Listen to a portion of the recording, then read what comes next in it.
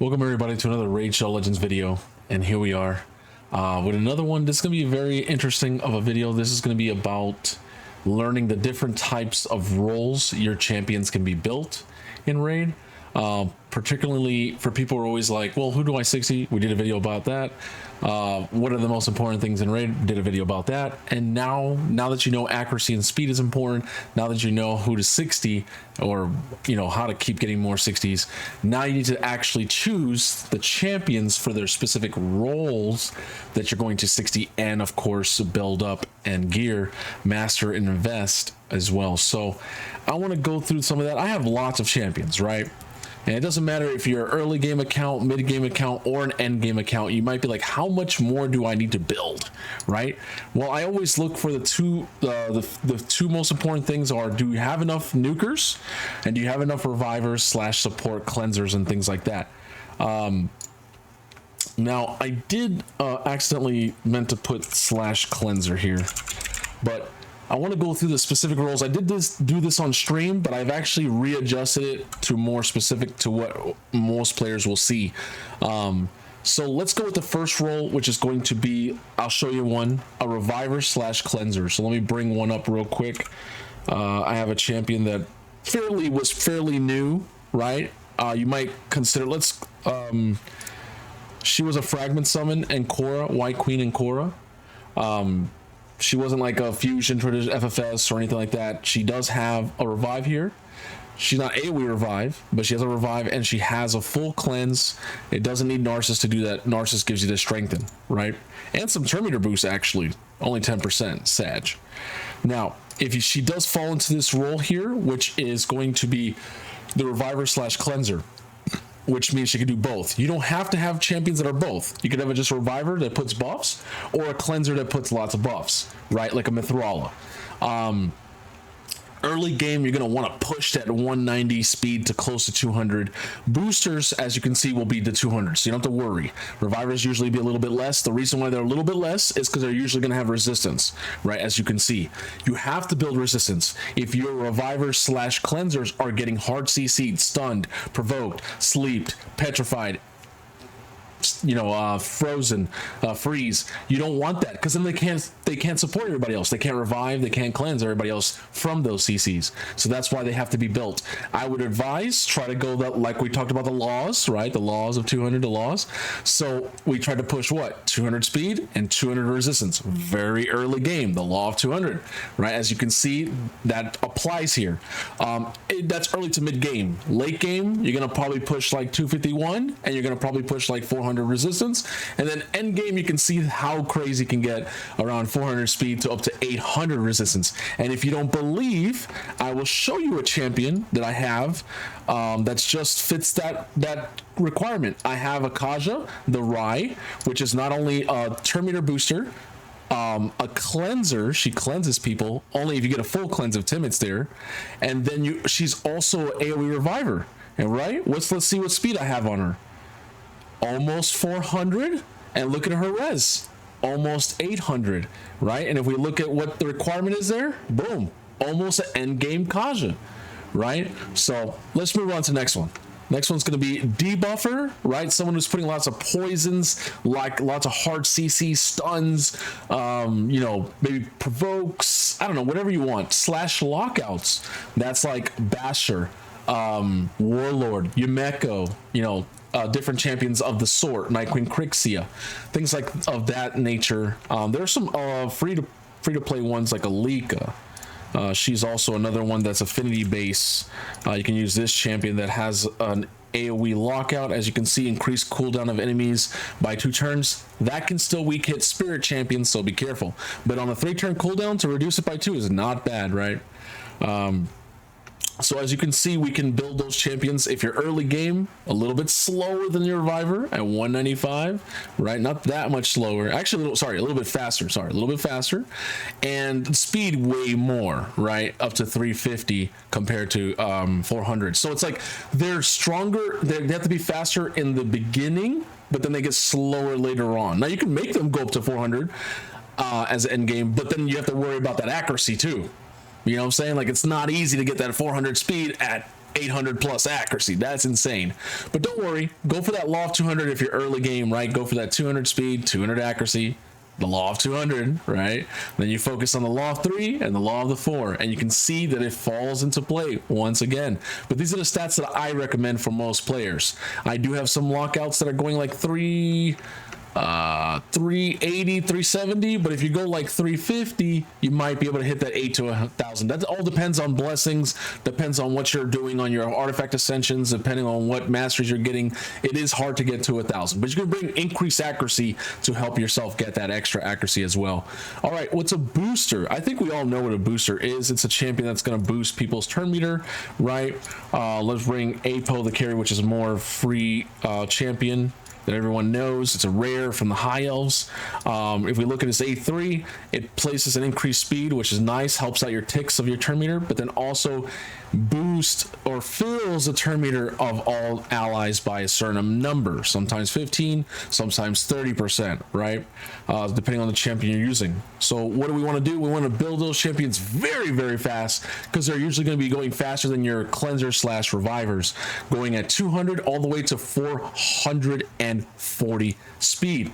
Is that true? Yes. Let me show you one of my champions, Mikage. She's not really a boosting champion, but she's an ally attack champion, so I'm kind of boosting them to go out and attack, right? So if you look at her, she's at 431, almost at what end game number 440. So she doesn't boost turn meter, but I'm actually boosting everyone to send them out to attack in a sense. If she had turn meter boost, I would definitely build her like another champion, you know, if you have these champs. Would be probably maybe one like this would be Arbaeus. She has a turn meter boost, I think, on the A3 right here by 30%. So if I had Arbaeus, I would be building out 430, you know, Arbaeus, right? And Arbaeus also has a speed lead, which Mikage doesn't have. But let's say you don't have that your early game, you're like thinking like, well, Jay, what champion should I use? Well, most people are going to go for the most typical one if you're focusing on arena, to get yourself an Arbiter. And not only is she a booster once, she can get extra turns and fill turn meter twice. So she can revive everybody, fill the turn meter, and then get extra turn to go do again some more heals and some more turn meter. So Arbiter is very important for any new game account or mid game account to go for as fast as possible. She has one of the strongest speed leads in arena, one of the best AoE revivers in the game in the beginning. She can be used in PvP and PvE, and she's going to help you a lot when you're trying to go faster against your opponent in arena. As you can see, I have two of them, and I've been actually thinking about just plus winning my Arbiter. I really don't use my second Arbiter at all. Maybe I'll sack her. I don't know what I'm going to do with her. I actually fully mastered the champion. I haven't fully booked her, so I mean, I could just sack her maybe in the future. We'll see. I just don't use two Arbiters anymore. You only need one. And so I think you guys get the concept of what a booster would be. Can you build them some resist and some act? You can, but it's not the most important role that they need to do. They just need to go fast. Next one's going to be a bruiser. A bruiser is a certain type of champion that basically does lots of it can do damage, it can put some accuracy debuffs, it can it builds 100% crit rate, some damage but not all damage, right? And you can see the speeds where you want to go early to end game, right? Let me show you a bruiser. I do have some bruisers. They're not full nukers. Okay, so I have a bruiser here that actually people would consider Thor as a nuker, but if you look at my nuker build, I'm actually not building a lot of crit damage on my Thor. I built him some attack and some accuracy, and if you look over here, see some accuracy up to 450 depending on skills. If you look at my Thor here, I have almost 450, and look at my speed at 281, 295. So I built my 100% crit rate, 200 crit damage. Let's look at my Thor again. 100% crit rate, 200 crit damage. So I didn't build my Thor as a straight nuker. I built him as a bruiser who's going to be putting decreased speed debuff on my enemies, putting stun on the enemies with his passive here, and still being able to do some damage, right? Still being able to put out some damage. I put some crushing ring on him. So that's what a bruiser is. It's a champion that can just help out. It's kind of like a mixture between a debuffer and a nuker, right? Now let's look at the next one, which is going to be a nuker, straight damage champion. They're going to be a little bit slower than the bruiser normally, a little bit slower, but still pretty high up there. As you can see, 165 to 280 speed, 100% crit rate, 200 crit damage, all the way to 400 crit damage. Let me see if I can find a champion that could fit that. Maybe one that's 300. I don't know if I have anybody that's close to 400. Maybe look at Alice. Alice is decent. I mean, I guess you could consider her a nuker. We're almost at 300 at 282 speed. Did I reach the speed? Hey, I beat it by 2 speed. Nice. And my crit damage a little bit low. I feel like she can get a lot better. But look, it says no accuracy or very low accuracy up to 300 minimum. Is she reaching that 300 minimum? Yup, she has 306 accuracy. Why do nukers not need that much accuracy? Because their job is to nuke, right? But sometimes some nukers in this game have some abilities to either like lock someone out, or maybe remove their buffs, or you know, maybe like steal buffs, like a Wukong, right?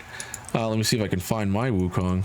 Right, has the ability to put like steal all buffs and block buffs, or sheep people.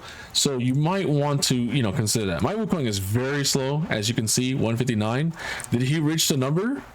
Ooh, unfortunately, even at the minimum speed of a nuker, that's not good. He needs a little 6 more speed to be. You might be like, Jay, no one uses it. That's early game. True, he's early game in terms of speed, but he's got that high crit damage, only 40% away from an end game nuker. He has very high attack at 8,200, and he has almost that 300 accuracy minimum. So in this weird savage fatal build, he was almost getting that speed necessary. Why did I build out this Wukong so slow?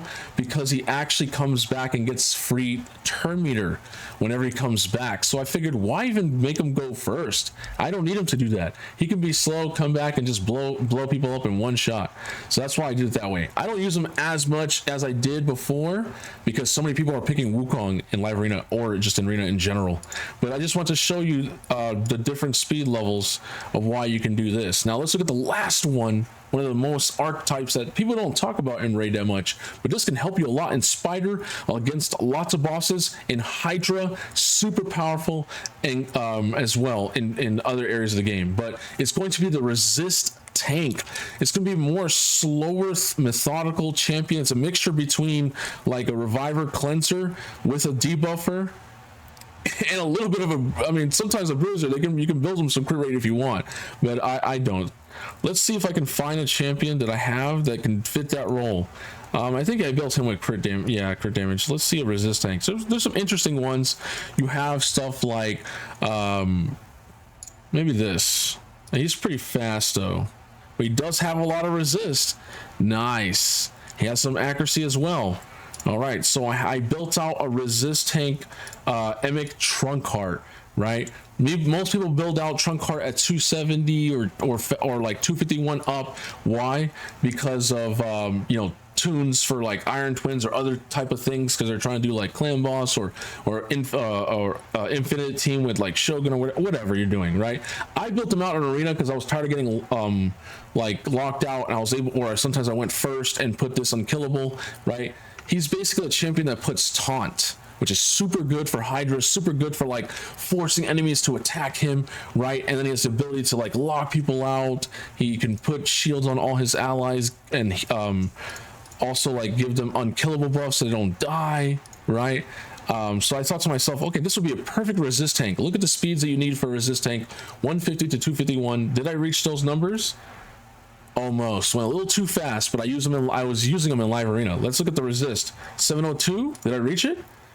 Oh yeah, I'm still need a lot more. Clearly, accuracy for AoE provokes / taunts. That's true. I did build out some accuracy because he does have taunt, right? And then the other one is multiple buffs and protection sets. Now, nowadays with Hydra being in the game, you want to put some of these champions that bring lots of buffs with protection sets. So that way it's good for Chimera, good for Hydra, good for Live Arena or PvP in general. Not having to worry about, or even Doom Tower bosses trying to strip off your buffs, they can't strip it off if you're in protection. So resist tanks are really good with this. Now, can you use protection sets on revivers, cleansers, and boosters as well? Of course, if you're gonna do it that way. But let's be honest, early game, no one's gonna have protection set, or even mid game, you might have like maybe one set of protection, but not that much. Let's be honest, right? So that's why I didn't really put it there, you know, as a normal player. You know, this is like early game information. But anyways, pretty much that is my archetype guide when it comes to building out champions. Make sure when you're choosing your 60s and you're following your laws, the third most important thing is choosing archetype and going, I need a better nuker, I need a better reviver, I need a better booster, I need a better ally attacker, I need a better bruiser, I need a resist tank for this boss. When you figure out how to do that, and you can actually, like, let's say Spider, right? Like, oh, I need a UDK to be a resist tank, or some epic or rare to be a resist tank, so that I can revive them, or things like that. If you follow the different strategies for each boss and figure out a method of how it works, the runs can go full auto and everything just falls into place. And sometimes if you don't have the sets to do it, make sure you get the stats, and I just showed you the stats there earlier, how to get it done. And sometimes that's more important than building out a champion in a set. Anyways, thank you, Raiders, for watching this JayRstaRaids video. I will see you in the next one. Bye bye.